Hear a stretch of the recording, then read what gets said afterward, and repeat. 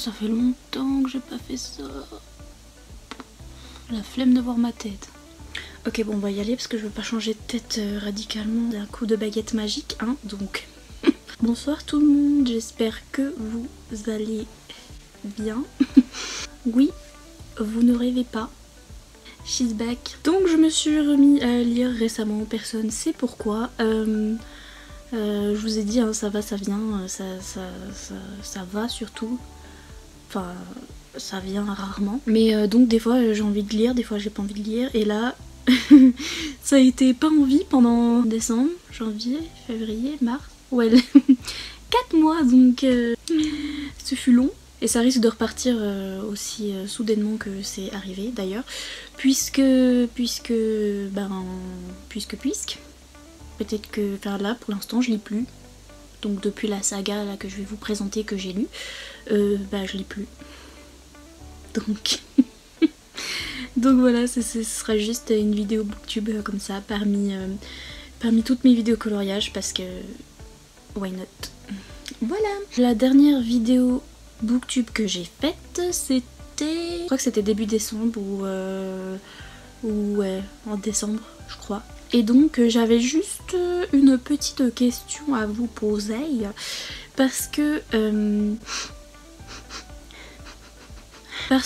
j'avais un book haul de prévu pour décembre, parce que j'ai craqué mon slip en décembre, mais après 4 mois sans acheter de livre, donc mais 4 mois en achetant 3 tonnes de trucs de coloriage, donc mais sinon j'avais acheté plein de bouquins en décembre, et donc je me demandais si un book haul vous intéresserait. Tell me dans les commentaires si ça vous intéresse.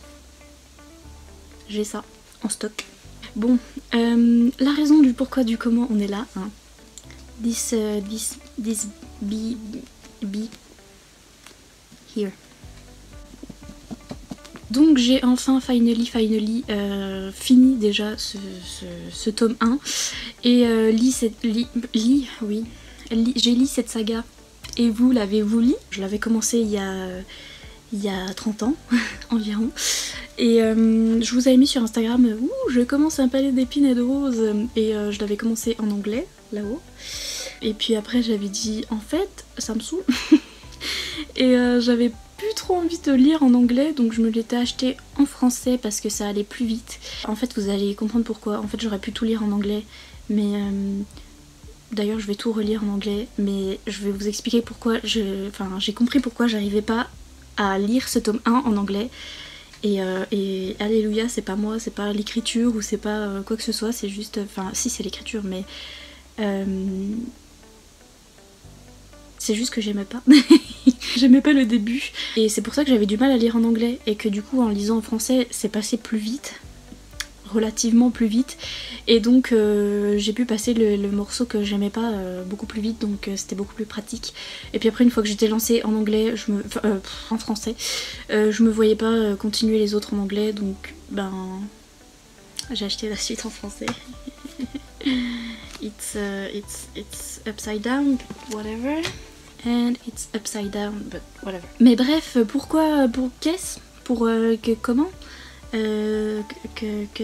que suis-je, où vais-je, dans quelle étagère? Eh bien, parce que j'ai pété un petit câble en fait.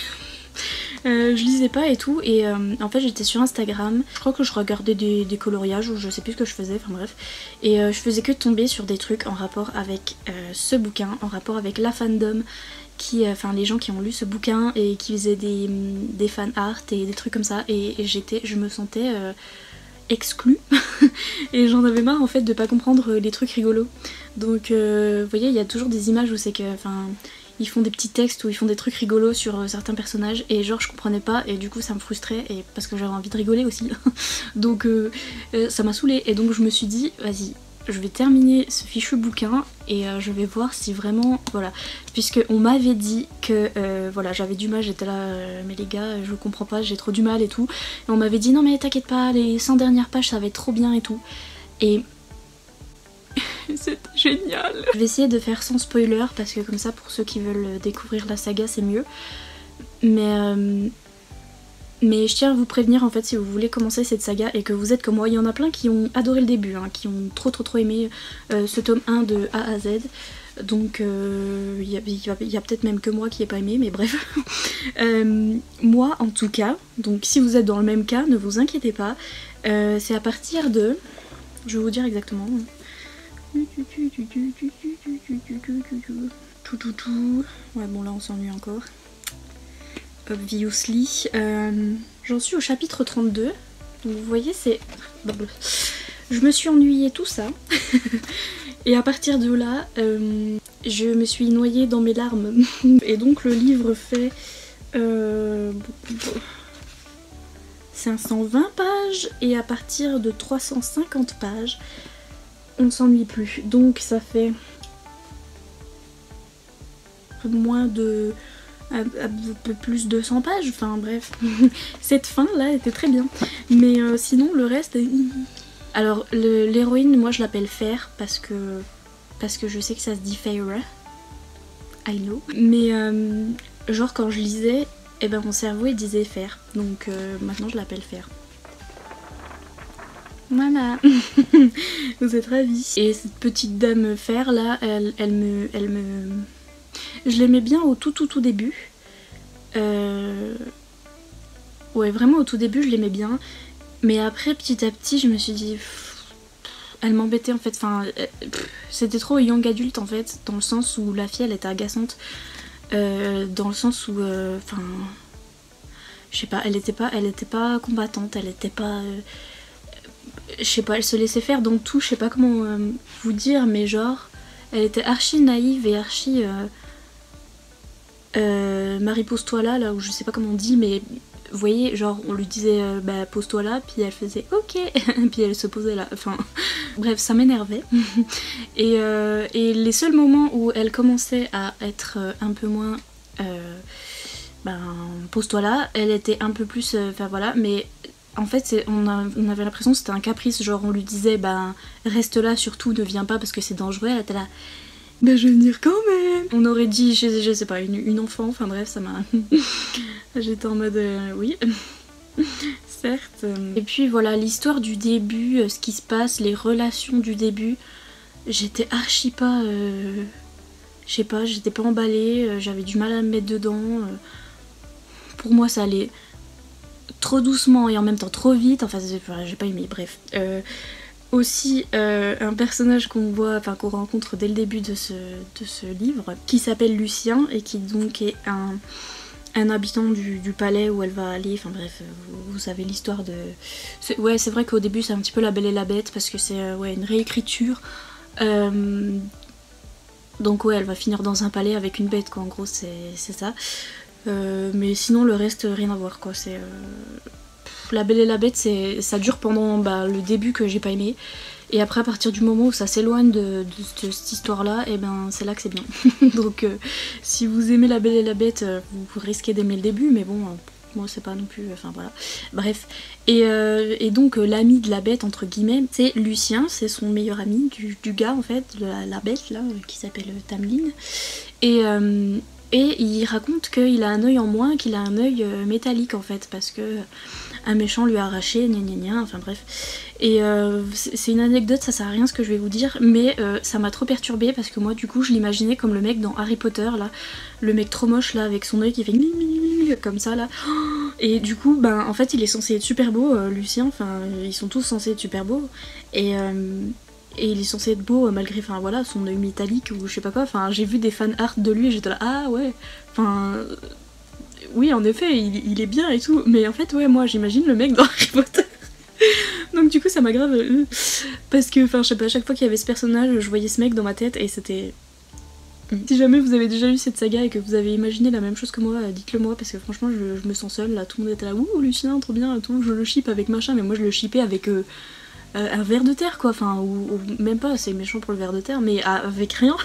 donc voilà, si jamais vous vous inquiétez parce que vous avez du mal, le premier tome, vous galérez jusqu'à 350 pages, be patient, be patient, ça va venir, et ça va venir. Et franchement à la fin, il y a donc un espèce de retournement de situation, si vous voulez, on s'ennuie, et puis après il va se passer quelque chose, et notre petite Fer, elle va partir à un autre endroit. D'ailleurs cette merveilleuse carte qu'on a au début, vous voyez, et bien dans la partie où on s'ennuie, elle stagne quoi, elle reste à un même endroit pendant 350 pages, bref, et elle va partir à un autre endroit où va y avoir la super méchante et plein d'autres nouveaux personnages qu'on va découvrir, et ça va être trop bien.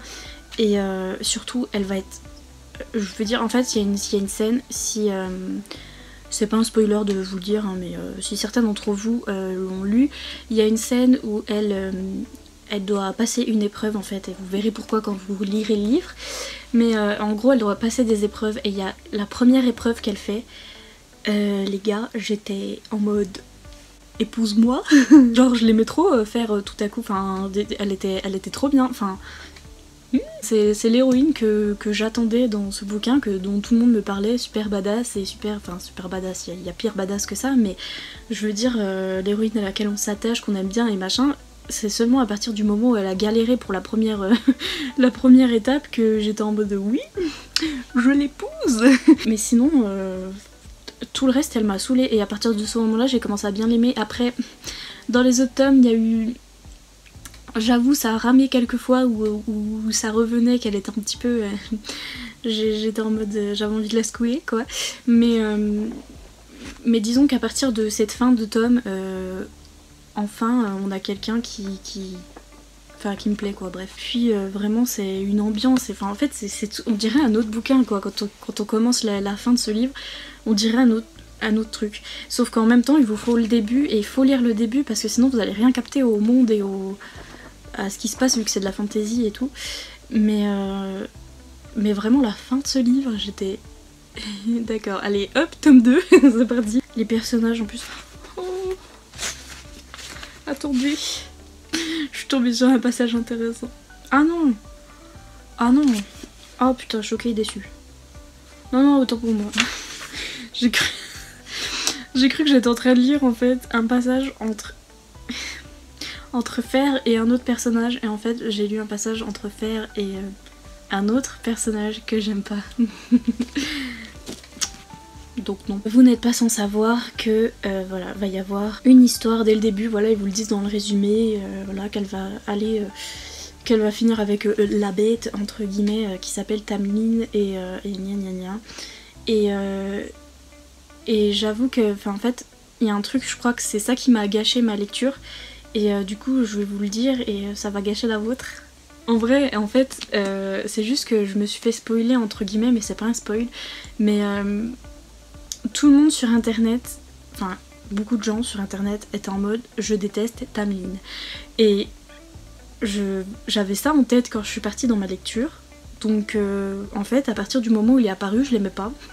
Donc mais je pense que je sais pas si j'avais pas eu ça, si j'avais pas eu internet et des gens qui disaient qu'ils l'aimaient pas, je sais pas si je l'aurais bien aimé ou pas, parce qu'en même temps il est archi fade, donc voilà. Je sais pas si je me serais peut-être prise plus au début de l'histoire et j'aurais peut-être ressenti les mêmes choses que Fer a ressenti au début, mais en fait je suis partie avec l'idée de je l'aime pas, donc ce fut compliqué, mais c'était ça dès le début. Et puis après, plus ça allait, plus en gros plus Fer l'aimait bien, plus moi j'étais en mode ok il passe quoi, enfin ça va, il est pas si you know.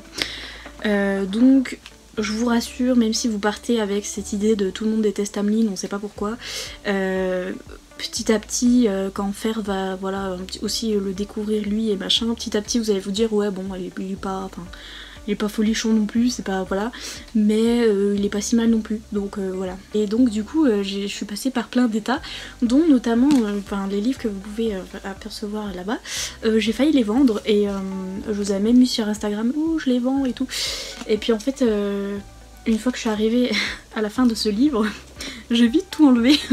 Je me suis dit non, je garde. Je me dis que si je veux les relire, je les relirai en anglais c'est sûr, et je vais peut-être même garder les tomes en français, parce que je me suis dit ah je vais peut-être revendre les tomes en français, j'ai pas besoin d'avoir les tomes en anglais et en français, gna gna gna. Et en fait bah non, j'ai envie de tous les garder, donc voilà ce que m'a fait les 100 dernières pages de ce livre, alors que Alors que les premières pages m'ont fait en mode, enfin m'ont donné envie de vendre les livres, donc voilà. Mais donc je vous préviens, c'est une tuerie, mais pour ceux qui vont ressentir comme moi au début, faut être patient. Après ça se lit quand même, hein. C'est juste, en fait faut pas s'arrêter. Parce que le problème c'est que moi je m'étais arrêtée, enfin j'avais commencé un petit peu et tout. Après j'étais là ouais vas-y je le pose et puis voilà j'attends. Puis en fait j'avais pas trop envie d'y retourner parce que c'était pas... voilà, c'était pas folichon. Et après en fait quand je l'ai repris, j'ai tout lu d'une traite. Mais en tout cas... Comme le dit à peu près tout le monde sur Booktube et sur Bookstagram, c'est une tuerie, j'avoue, je l'avoue. Et je pensais pas aimer, mais bah j'avoue j'ai aimé, voilà, c'est tout. Après donc je suis... bien sûr j'ai sauté sur ce deuxième tome et je tiens à dire que chez La Martinière Jeunesse, enfin tout le monde l'a déjà dit, mais... Tu payes le livre 21,90 €, donc déjà tu l'as bien dans le 1, dans le baba, et puis ça picouille, ça gratouille. Hein. Et puis en plus là, je sais pas si vous verrez la différence, mais les pages sont ultra blanches et ultra blanches, alors que dans celui-là, les pages sont plus jaunes, je crois que vous pouvez voir. Donc on sait pas pourquoi, ils ont changé de couleur et le blanc ça fait bien mal aux yeux. Et puis les pages sont ultra fines quoi. Et le problème c'est qu'on s'en fout, enfin on s'en fout mais on s'en fout pas parce que vous voyez l'écriture à travers. Donc quand vous voyez une page, vous voyez l'écriture de derrière à travers. Donc ça brouille un petit peu la vue pour lire ce qu'il y a. Même si vous soulevez pas la page, hein, vous voyez littéralement l'écriture à travers avec la page bien à plat comme ça. Et c'est chiant pour lire. Donc bref, La Martinière Jeunesse, merci mais non merci, hein, 22 € pour... enfin bref. Mais cela dit, c'est une tuerie. Donc voilà, les tomes 2... ouais, trop kiffé le tome 2, franchement. C'était trop bien. Et les personnages qu'on a dans ce tome 2 et qui vont plus tard nous suivre aussi dans le tome 3, ma vie quoi, je les aime trop et je les aime trop en fait. Et au niveau du paysage aussi, enfin ça a rien, enfin c'est complètement bête ce que je dis, mais au niveau du paysage, autant là c'était décrit voilà en mode fantasy et tout, et il y avait vraiment des belles descriptions, des machins, mais j'arrivais pas à visualiser, je sais pas, j'arrivais pas. Autant vers la fin du livre ça a commencé et j'étais en mode ah oui ok visualisation 100%, et mais c'était un peu la visualisation dans le mal parce que si vous voulez faire... Oh putain. Ok, faut que je respire, je vais accoucher. Toujours vivant, rassurez-vous. Donc je viens de vivre le pire moment de toute ma vie. Je crois qu'à partir du moment où, je sais pas ce que j'ai dit dans le mal je crois. À partir du moment où j'ai dit dans le mal, une créature de l'enfer a pénétré dans ma chambre. Et vraiment genre elle est passée en dessous de la porte et... C'était donc une araignée, hein. Grosse comme ça. Non mais vraiment grosse, enfin... Vous savez, elle est vraiment grosse et vraiment noire et poilue. Et heureusement j'ai bien réagi, heureusement que j'ai pris des cours de self-défense et je me suis vite levée et je l'ai vite gnoquée. Déjà j'en ai vu une hier et en fait je l'ai pas gnoquée et je l'ai pas gnocchi et elle était partie quelque part et en fait j'ai paniqué, j'ai cru qu'elle allait me manger et tout, et donc on l'a cherchée pendant 4 heures avec mon père et on l'a retrouvée, enfin bref, et là c'était encore une autre et je me suis dit je vais pas réveiller toute la terre entière et dire bah elle est partie, je sais pas où elle est, hein. Donc je me suis précipitée sur la bête et je l'ai oxy. Enfin je sais pas, je suis grave badass, je pense que je vais écrire un livre à mon propre sujet parce que vraiment c'était, vous voyez faire dans le tome 1, à la fin du tome 1, bah grave moi là tout de suite. Donc bref, je ne parlerai plus de l'ambiance de la fin du tome 1 puisque ça fait sortir des monstres des ténèbres, donc mais par contre voilà, je commençais à entrevoir enfin dans ma tête les lieux et voilà c'était intéressant. Mais alors par contre dans ce tome 2 ben c'est comme si j'y étais en fait et limite j'y étais parce que j'écoutais de la musique en même temps d'ailleurs. Si vous voulez un petit conseil, j'ai écouté Run Boy Run de Woodkid et ça allait grave bien avec Fer en fait et surtout à la fin du tome 1 avec cette musique là j'étais... Et vraiment ce tome 2 au niveau des paysages et de la manière dont c'est décrit et et inventé en fait. C'est trop beau et je kiffe trop et c'était super hyper visuel et j'ai trop aimé. Et forcément d'autres personnages apparaissent que j'apprécie beaucoup plus que ceux du tome 1. Les personnages secondaires, genre limite je préfère les personnages secondaires, donc c'est vous dire ça arrive jamais dans un livre, je suis toujours à fond dans le couple et tout. Mais là les personnages secondaires c'est ma vie quoi, je les aime trop.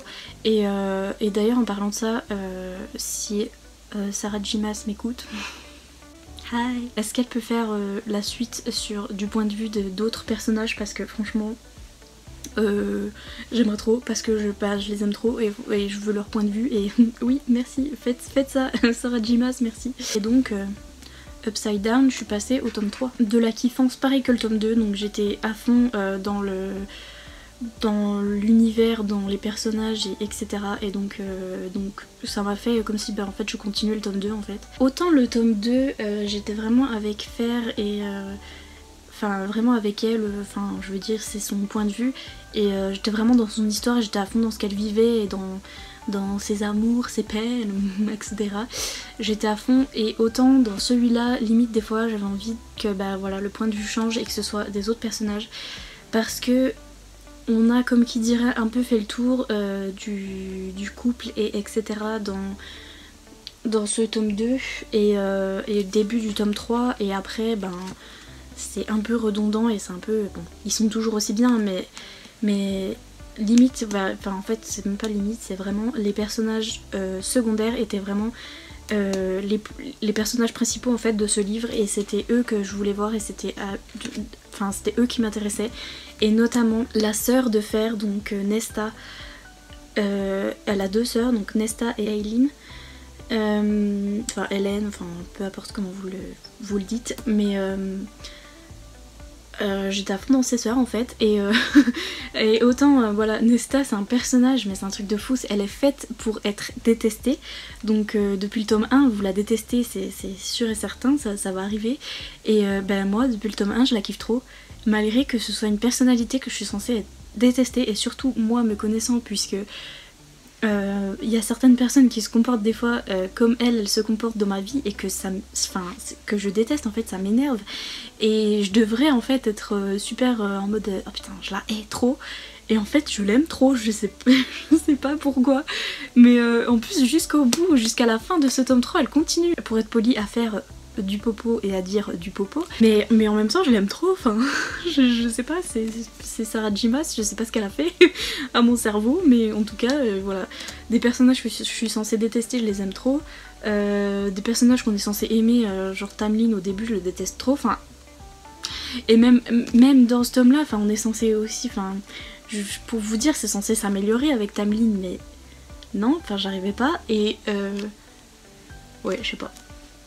C'était complètement... bref, je suis complètement retournée par cette saga, vous l'aurez compris. Le problème c'est que j'étais à fond, vous voyez, je lisais, et d'un coup j'arrive à la fin et je suis là... Pardon, il me manque un bout de livre, qu'est-ce que... enfin... non, en fait, si vous voulez, l'histoire principale est bien terminée, mais il y avait plein de petits trucs qui petit à petit se faisait et se construisait, et on voyait arriver en fait la fin, et en fait ils sont pas réglés, notamment au niveau des personnages secondaires. Voilà, il y a des couples, des machins, des histoires d'amour, des histoires d'engueulades, de trucs comme ça, et on s'attend à ce que ce soit tout réglé à la fin du livre, et en fait non, il reste comme ça, et j'étais là... Et apparemment j'ai vu que voilà, il y avait une nouvelle juste après ça qui s'appelle A Court of Frost and Starlight, je crois, et apparemment ça continue un petit peu à être pas trop réglé non plus, et what the fuck, enfin je comprends pas, donc va falloir que j'attende et que je vois, wait and see, ce que l'autrice va nous faire en fait, si elle va nous continuer la saga, si elle va continuer des nouvelles, si elle va faire une suite du point de vue d'autres personnages, je sais pas du tout, mais si vous voulez, l'histoire de base est finie, hein. Il y a une épique bataille comme dans tous les, enfin à peu près dans tous les livres de fantasy. Voilà, vous avez la fin de ça, donc c'est bon. Mais par contre, au niveau des histoires et de ce qui se passe au niveau des personnages, il n'y a rien qui est réglé quoi. et ils se causent pas et moi je suis là, mais parlez parlez s'il vous plaît. Je vais voir ce qu'elle fait avec la suite, mais moi je partais du principe que c'était une trilogie, vous voyez, et j'étais là en mode oh là là j'ai bientôt fini, en même temps je suis triste parce que voilà mes personnages j'ai pas envie de les quitter, en même temps voilà j'ai quand même lu 3 livres et puis voilà j'aime bien quand ça se finit quoi, mais non. Donc je pense pas que je vais lire la nouvelle tout de suite parce que je me suis auto-spoilée exprès hein, parce que je voulais voir si vraiment ça se réglait dans la nouvelle ou quoi, mais apparemment non, ça continue à être un petit peu, enfin voilà, ça continue sur la fin du tome 3 et c'est pas, rien n'est réglé, enfin bref c'est pas folichon. Donc je vais peut-être pas la lire tout de suite et je vais voir ce que l'autrice va faire avec cette saga. Et si j'ai une petite comparaison à faire, Iman, si tu regardes cette vidéo, mais je pense pas que tu vas la regarder et je pense pas que genre tu vas regarder jusqu'à la fin parce que ça va te saouler parce que tu lis pas ce genre là, mais si tu regardes cette vidéo bouge-toi les oreilles hein, et n'écoute pas mais je ferai une petite comparaison avec la saga Prince Captif. Je regarde là-haut parce qu'elle est là-haut je me rappelais plus comment ça s'appelait, enfin si je me rappelais mais you know, j'étais un petit peu bref, avec la saga Prince Captif parce que déjà c'est de la fantasy et puis en fait les sensations et les sentiments que j'ai ressentis en lisant cette saga, ça m'a fait pareil qu'en lisant Prince Captif parce que voilà Prince Captif j'étais à fond et d'ailleurs j'ai une vidéo sur Prince Captif si jamais ça vous intéresse et toute ma vie c'était trop bien et j'en pouvais plus et là pareil. Sauf que Prince Captif c'était à peine mieux parce que les personnages m'ont jamais énervé, le début m'a jamais énervé et c'était 2 garçons et donc en général le MM ça a tendance à moins m'énerver que les petites jeunes femmes qui des fois sont un petit peu énervantes. Là c'était 2 hommes qui étaient assez matures et donc voilà ça m'a, il n'y avait pas des petites histoires de, enfin voilà. Et donc j'ai plus aimé dans ce sens là, mais sinon j'ai ressenti les mêmes choses et ça m'a fait la même sensation. Et au niveau de l'histoire d'amour aussi ça m'a fait le même... J'étais pareil en mode... je m'accrochais à mon siège en mode... mais comment ça va se passer, qu'est-ce qu'ils vont faire et tout, et, enfin bref j'étais à fond. Et donc voilà, je ferai cette petite comparaison. Si vous avez bien aimé Prince Captif ou si vous avez bien aimé cette saga et que vous n'avez pas encore lu Prince Captif et que vous voulez lire du MM, vous mettre au MM ou quoi, lisez Prince Captif déjà parce que la vie, et lisez cette saga parce que la vie, voilà, c'est tout. Pareil au niveau des scènes Oli Oli, etc. C'était pareil que Prince Captif en fait, c'était présent mais par parcimonie et juste ce qu'il faut pour pouvoir nous développer la relation et qu'on n'ait pas genre un truc coupé et que genre... Enfin, on sait pas ce qui se passe entre eux. Moi je trouve que ces scènes là elles sont juste là pour... Enfin pour moi, hein, elles sont juste là pour pouvoir développer la relation et qu'on comprenne comment ils sont devenus aussi proches parce que sinon ils vous coupent et genre dès le lendemain les gus ils sont super proches quoi et t'as pas compris, enfin en fait t'as pas eu la conversation qu'ils ont eu pendant the truc et t'as pas eu voilà comment ils sont pécho, you know. et donc du coup tu sais pas comment ils sont rapprochés en fait. Cette étape pour moi elle est importante pour voir comment ça s'est passé et comment ils se sont rapprochés en fait, pour après comprendre de où ils sont partis et où ils sont allés après cette expérience là, vous voyez. Et donc les scènes elles sont là que pour voir ça en fait, que pour développer le couple, et il y en a pas trop non plus qu'on est là, celle-là ça sert à rien ou quoi. Non, elles sont là au bon moment et décrit comme il faut et fait comme il faut quoi, c'est pas du olé pour du olé et donc... J'aime trop cette saga, donc lisez-la. J'étais tellement à fond dedans et moi étant à fond aussi dans le coloriage que j'ai fait vraiment une chasse à l'homme, enfin une chasse au livre pour le livre de coloriage et je l'ai cherché partout. D'ailleurs, petit tip, petit conseil, si vous cherchez comme moi le livre de coloriage et que vous voyez qu'il est en rupture de stock, et d'ailleurs j'ai même écrit à la maison d'édition qui édite le livre de coloriage, hein, c'est vous dire si... J'ai eu un petit problème avec cette saga et j'étais tellement à fond, enfin bref. Et donc je leur ai écrit et ils m'ont dit que ils projetaient pas de le refaire, en fait, de le réimprimer. Et donc sniff. Mais en fait j'ai découvert que sur Amazon, je vous mettrai mon lien en barre d'infos avec le lien pour tous ces petits bouquins. Il y a la version allemande qui n'a pas la même couverture, donc du coup j'ai eu peur que les dessins à l'intérieur ce soient pas les mêmes, mais en fait c'est les mêmes.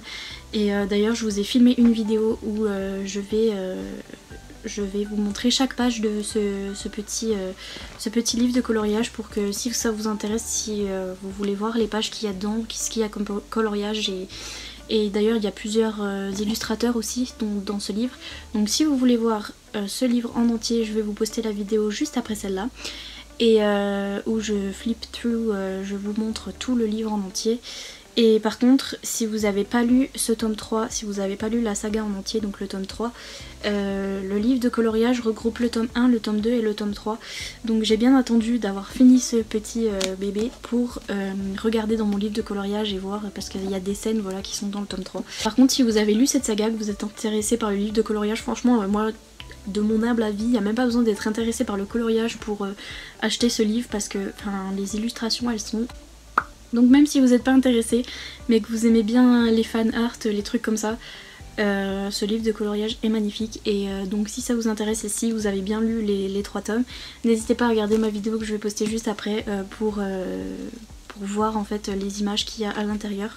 Et je parle un petit peu des scènes qui se déroulent suivant les images en fait. Je parle un petit peu de comment j'imaginais moi la scène et tout ça, et comment c'est dessiné et si j'aime bien ou pas et tout ça. Et donc voilà, si ça vous intéresse, check that out et lisez cette saga. Merci. Et donc j'espère que cette petite... ça fait 1 heure donc petite... Non, mais j'espère que cette vidéo vous aura plu. Si c'est le cas, comme d'habitude...